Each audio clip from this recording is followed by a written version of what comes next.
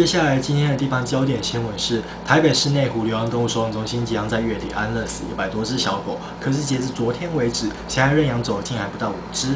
保育人士及动物之家志工很担心，呼吁社会大众发挥爱心，给这些狗狗一个生存机会。记者现在所在的位置呢，是在于台北市内湖区的动物之家。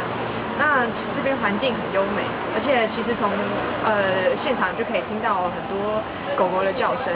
那其实再过不久呢，就听到这些声音，因为在这个月底即将就有100多只的流浪狗被安乐死。那早先呢，我们有访问到台北市市民对于认养流浪狗的看法。那我们现在来看一下他们的说，花费的那个金钱可能会还蛮多的。而且就其实，在那个流浪之家那些狗啊，其实都还蛮可爱，所以我觉得我可能会选择去照顾一只流浪狗。当狗通常身上都有病啊，有的可能还跛脚啊，然后皮肤病啊，那你要花很多钱去照顾它。我会买狗吧，因为我喜欢狗很好吃的样子。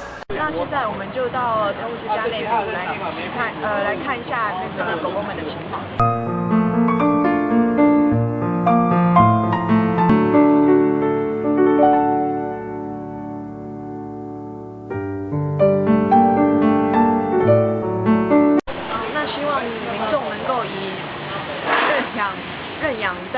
认养动物代替购买。